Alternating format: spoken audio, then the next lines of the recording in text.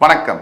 ஆஸ்ட்ரோவேலின் நல்ல நேரம் நிகழ்ச்சியின் சார்பாக அத்துணை சப்ஸ்கிரைபர்களையும் எல்லா அன்பு உள்ளங்களையும் எனது நண்பர்களையும் வருக வருக என வரவேற்பதில் பெருமகிழ்ச்சி கொள்கிறேன்.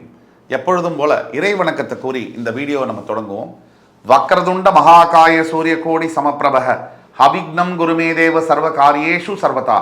தென்னாட்டுடைய சிவனே போற்றி, என் நாட்டவர்க்கும் இறைவா போற்றி. நண்பர்களே, மற்றொரு புதிய வீடியோவில் உங்கள் அத்துணை பேரையும் சந்திப்பதில் மிக்க மகிழ்ச்சி கொள்கிறேன். இந்த வீடியோ மறுபடி சொல்லணும்னு சொன்னால் சில ராசிக்கு நம்ம எக்ஸ்க்ளூசிவாக பண்ணக்கூடிய வீடியோ. அந்த வரிசையில் இன்றைக்கி வரக்கூடியது ரிஷப ராசி. 19 ஆண்டுகளுக்கு பிறகு உயர்வு பெறும் ரிஷப ராசி. ரிஷபம் என்பது சிவபெருமானுடைய வாகனம். இந்த ரிஷபத்திற்கு சில யூனிக் குவாலிட்டிஸ் உண்டு. பாரம் தாங்குவது, பலு தூக்குவது. அதை போன்றே ரிஷபராசி அன்பர்களும் அடுத்தவர்களுடைய பாரத்தை தன் தலையில் போட்டு தூக்கக்கூடியவர்கள். காலபுருஷனின் 2ஆம் வீடு ரிஷபம்னு சொல்றோம். அதாவது மேஷத்துக்கு அடுத்தபடியான ராசி. ரிஷபத்தில் சுக்கிர பகவான் ஆட்சி பெறுவார், சந்திர பகவான் உச்சம் பெறுவார். சந்திர பிம்ப வதனம் அப்படின்றத நம்ம எதுக்கு ஒப்பிடுவோம் சொன்னா முக அழகிற்கும் வசீகரத்திற்கும் ஒப்பிடுவோம். பொதுவாக ரிஷபராசியில் பிறந்த பெண்களாக இருக்கட்டும் ஆண்களாக இருக்கட்டும் அடுத்தவர்களை கவரக்கூடிய தன்மையை பெற்றிருப்பார்கள். எப்படின்னு சொன்னீங்கன்னா முகம் இவங்களுக்கு பளிர்னு இருக்கும். ஒரு நிலா பார்த்தா எப்படி ஒளிச்சம், அதாவது இருட்டில் கூட ஒளி விட்டு மின்னக்கூடியது மாதிரி அவங்களுடைய முகமும் அவ்வளவு அழகா இருக்கும். அதுதான் சந்திரன் உச்சம் பெறுவதனால். பொதுவாக சில ரிஷபராசி அன்பர்களுக்கு விதிவிலக்காக கூட இருக்கலாம். ஆனால் பொதுவில் ரிஷபராசின்னு சொன்னாலே முக அழகு வசீகரம் என்பது கூடவே பிறக்கும். ஆக அதே மாதிரி சுக்கிரனும் ஆட்சி சந்திரனும் உச்சம்னா காதல் வராமல் இருக்குமா? இப்போ ரிஷபராசி அன்பர்களுக்கு என்ன பிரச்சனை? கண்ணா பின்னான்னு காதலிக்கிறது. இவங்களோட காதல் ஸ்தானம் என்ன? புதனுடைய கன்னி ராசி. ஆக ரிஷபராசிக்கு என்னன்னா காதல் பண்ணா கூட பொறுப்பாக காதலிக்கிறது. அதாவது பார்த்து ஸ்கேன் பண்ணி, சிடி ஸ்கேன் பண்ணி, எம்ஆர்ஐ ஸ்கேன் பண்ணி இந்த பையன் நமக்கு ஒத்து வருவானா, இவன் அழகாத்தான் இருக்கா ஆனால் வேலை செஞ்சு நம்மளை காப்பாற்றுவானா, இல்லை நம்மளை கலட்டி விட்டுட்டு ஓடிடுவானாங்கிறத படிப்படியாக கல்குலேட் பண்ணுவாங்க. இதே உங்களுடைய சுய ஜாதகத்தில் ரிஷபராசி என்பவர்களுக்கு புதன் பகவான் கொஞ்சம் வலுப்பெற்று இருக்கும் போது ரொம்ப நிதானத்தோடு தான் செயல்படுவாங்க. ஒவ்வொரு முடிவையும் மிக நிதானத்தோடு எடுப்பார்கள். அவனை அப்பா அம்மா கூட மாப்பிள்ளை வரக்கூடிய மாப்பிள்ளை இப்படி தான் இருப்பானான்னு கூட பார்க்க மாட்டாங்க. ஆனால் பொண்ணு 50 மடங்கு நம்ம கேர் பண்ணி அதை பார்க்கும். என்னன்னா இவன் இந்த மாதிரி பேசினா இவன் எப்படி நடந்துக்குவான், நம்ம அப்படி பேசி பார்க்கலாமா, நூலை விட்டு பார்ப்போமா, இப்படியெல்லாம் திங்க் பண்ணி தான் அவங்க பார்ட்னரை செலக்ட் பண்ணுவாங்க. சரி, இப்படிலாம் புத்திசாலித்தனமாக யோசித்து பார்ட்னரை செலக்ட் பண்ணோடனே வாழ்க்கை மட்டும் ரொம்ப நல்லா லைஃப் பார்ட்னர் அமைஞ்சிருவாங்களா அப்படின்னு கேட்டிங்கன்னா அங்கே தாங்க ட்விஸ்டே இருக்குது.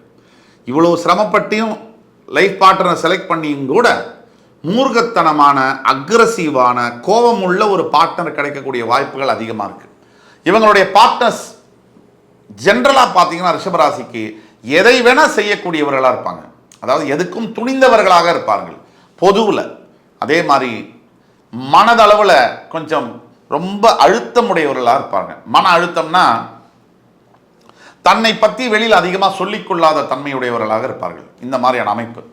அவங்க என்ன செய்கிறாங்கன்னு அவங்கள்ட்ட நிறைய ரகசியம் இருக்கும். ரிஷபராசியுடைய பார்ட்னர்ஸ் வாழ்க்கை துணைக்கிட்ட பார்த்தீங்கன்னா நிறைய ரகசியங்கள் புதஞ்சு கிடக்கும். இது இயற்கையில் பெரும்பாலான ரிஷபராசி என்பவர்களுக்கு பொருந்தும். விதி விலக்குகள் விதியாகாது அப்படிங்கிற ரூல்ல. ஆக இப்போ ரிஷபராசியில் எடுத்தீங்கன்னா கிருத்திகை, ரோகிணி, மிருகசீரிட நட்சத்திரங்கள் வருகிறது. கிருத்திகை என்பது சூரியன், ரோகிணி என்பது சந்திரன், மிருகசீரிடம் என்பது செவ்வாய். இந்த நட்சத்திரங்கள் வருது. சுக்கிரனுடைய வீட்டில் சூரிய, சந்திர, செவ்வாய் நட்சத்திரங்கள். இப்போ 19 ஆண்டுகளுக்கு பிறகு நம்ம ஏன் சொல்றோம்னா சராசரியா கிருத்திகை நட்சத்திரம் 2ஆம் பாதத்தில் பிறக்கக்கூடிய ரிஷபராசி அன்பர்களுக்கு கிட்டத்தட்ட இந்த சூரியன், சந்திரன், செவ்வாய் திசை எல்லாம் முடிஞ்சு ராகு திசைக்குள்ள வரும்போது கிட்டத்தட்ட ஒரு 19க்கு மேலே, 19 வயசுக்கு மேலே, 22, 23 வயசுக்குள்ள இந்த ராகு திசை என்பது ஆரம்பிக்கும் போது போடுன்னு போடும். கரெக்டான நேரம். உங்க ஜாதகத்தில் நல்லா கவனிச்சு கொள்ளுங்கள் ரிஷபராசி அன்பர்களே, என் அன்பினும் மேலான ரிஷபராசி அன்பர்களே. இந்த ராகு திசையானது நீங்க 23 வயசுக்குள்ள அடியெடுத்து வைக்கும் போது ராகு திசை உங்களுக்கு வருதுன்னு வச்சுக்கோங்க. உங்களுக்கு உங்க சுய ஜாதகத்தில் அந்த ராகு மேஷம், ரிஷபம், கடகம், கன்னி, மகரம். மேஷம், ரிஷபம், கடகம், கன்னி, மகரம். இந்த 5 இடத்துல அவர் உட்கார்ந்துருக்காருன்னு வச்சுக்கோங்க. அந்த ராகுவானவர் உங்களுக்கு திசையை நடத்த போறாரு. அந்த ராகு மேல குரு பார்வையும் விழுந்திருக்குன்னு வச்சுங்க. குரு கூட இருக்கக்கூடாது, நல்லா கவனிச்சுக்குங்க.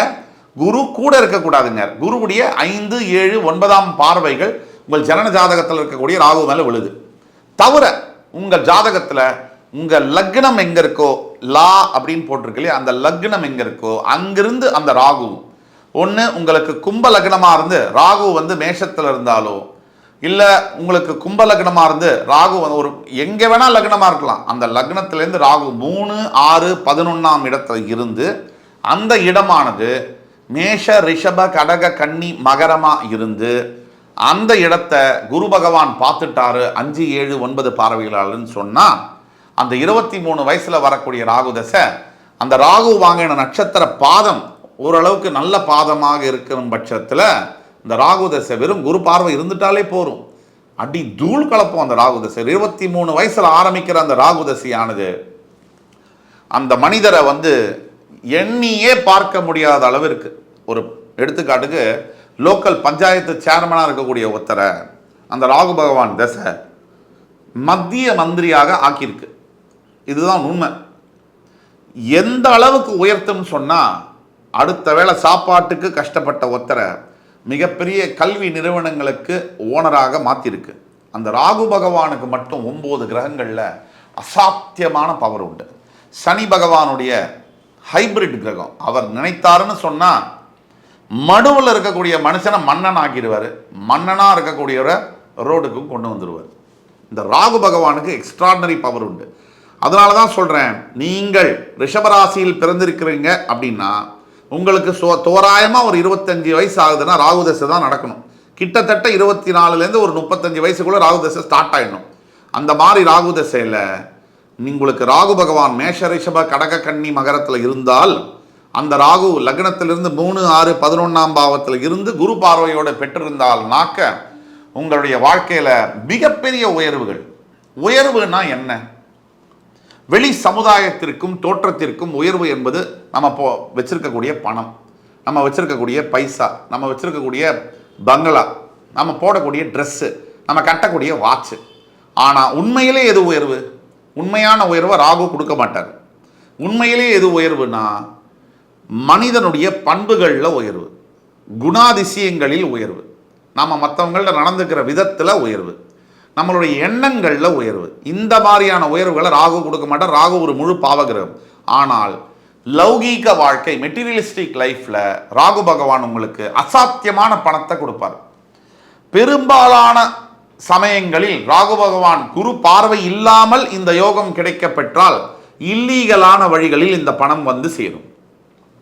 அதே குரு பார்வையுடன் லக்னத்தோட 3, 6, 11, 12ஆம் பாவங்களிலும் ராகு இருந்து அந்த இடமானது மேஷ, ரிஷப, கடக, கன்னி, மகரமாக இருந்தால் அந்த ராகு பகவான் கொடுக்கக்கூடிய யோகமானது விண்ணை பிளந்து கொண்டு கொடுக்கக்கூடிய அளவிற்கு நல்ல யோகமாக இருக்கும். நல்ல வழியில் பணம் வரும். இவ்வளவுதான் வித்தியாசம். ராகு பகவான் சாதாரண மக்களை மிகப்பெரிய உயரத்துக்கு எடுத்து போகக்கூடிய ஒரே கிரகம் 9 கிரகத்தில். ஆக ராகு பகவானை வழிபட்டு திருநாகேஸ்வரம் சென்று, ரிஷபராசி என்பர்களே, உங்களுடைய ஜாதகத்தில் உங்களுடைய எதிர்காலம் என்னவென்று உங்களுக்கு சந்தேகம் இருக்குன்னு சொன்னால் கீழே கொடுக்கப்பட்டுள்ள வாட்ஸ்அப் நம்பரில் எங்களை தொடர்பு கொண்டு கான்டாக்ட் பண்ணுங்கள். உங்களுக்கான எதிர்கால வாழ்க்கையின் பலன்களை துல்லியமாக கணித்து தர காத்து கொண்டிருக்கிறோம் என்று கூறி அடுத்து வரும் காணொலியில் என் உயிரினும் மேலான ரிஷபராசி அன்பர்களே, உங்களை மறுபடி சந்திக்கும் வரை உங்களிடமிருந்து விடைபெறுவது உங்கள் சுபாஷ் பாலகிருஷ்ணன். நன்றி, வணக்கம், வாழ்க வளமுடன்.